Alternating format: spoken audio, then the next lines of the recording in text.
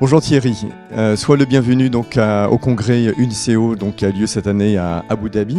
Est-ce que tu pourrais commencer par te présenter en quelques mots?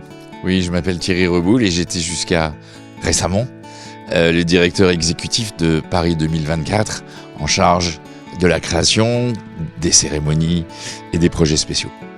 Très bien, donc 2024, on l'a vu, le monde entier l'a vu, a été une année incroyable en effet par cet événement que tu as géré. Est-ce que tu pourrais nous dire en quelques mots quels ont été les principaux enseignements pour toi d'un tel événement?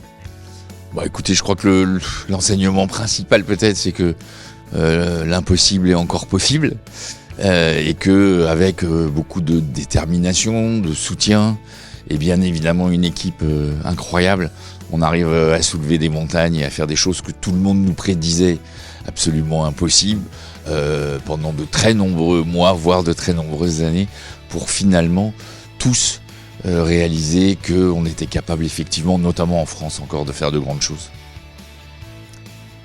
Merci Thierry. Alors, deuxième question, la thématique de ce congrès c'est Elevate en anglais, en français on pourrait traduire ça par aller plus loin, aller plus haut. Quels seraient tes conseils aujourd'hui pour toutes les personnes et les leaders travaillant dans le domaine de l'événementiel pour faire des choses encore plus incroyables, d'aller plus haut? Écoutez, je crois qu'aujourd'hui, dans le domaine de l'événementiel, il n'y a pas grand-chose techniquement à dire. Alors bien évidemment, on fait des événements plus ou moins gros les uns les autres, mais finalement, les recettes et les techniques sont à peu près les mêmes, qu'on démultiplie. Non, ce que je crois aujourd'hui, c'est que le domaine d'événementiel doit faire preuve d'un peu plus d'ambition peut-être d'un peu plus de courage. Alors il n'y a pas que dans le domaine de l'événementiel qu'on pourrait le dire. On rencontre beaucoup de gens intelligents dans toutes ces cénacles et dans tous nos événements. Courageux peut-être un peu moins.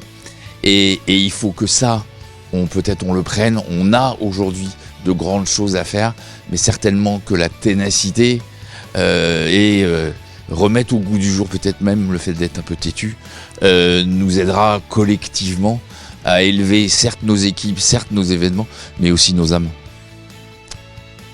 Très bien, excellent, merci Thierry.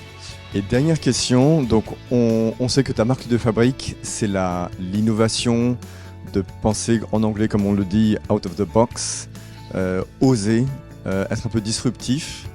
Est-ce que tu penses que ça devrait être un petit peu le dénominateur commun à chaque événement? C'est vraiment aller chercher entre guillemets la surprise. Je crois que c'est le dénominateur commun de chaque élément ou de tout élément aujourd'hui de communication au sens large, dans le bon sens du terme. Notre métier à tous, c'est de faire des choses visibles déjà. Et pour faire des choses visibles, vraisemblablement, en tout cas moi c'est ce que je pense profondément, il faut commencer par faire des choses différentes. Et quand on veut faire des choses différentes, il faut casser des murs. Alors pour ce qui me concerne, c'est d'aller dans l'espace public souvent, mais il y a plein de manières de casser plein de murs. Il y a malheureusement encore beaucoup de murs à abattre. Est-ce que tu aurais en tête l'exemple qui t'a le plus marqué avec toutes les réalisations que tu as pu faire pour en effet marquer les esprits dans l'espace public? Quelle était ta plus grande et ton meilleur souvenir? Alors la plus grande, c'est bien évidemment la cérémonie d'ouverture des Jeux Olympiques.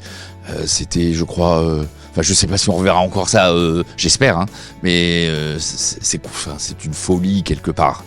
Donc forcément, c'est le souvenir d'une vie. J'ai fait un certain nombre de choses au préalable dans ma vie. Et c'est peut-être grâce à ça que j'ai fait cette cérémonie des Jeux, mais c'est forcément le meilleur souvenir. Alors après des souvenirs, j'en ai des milliers.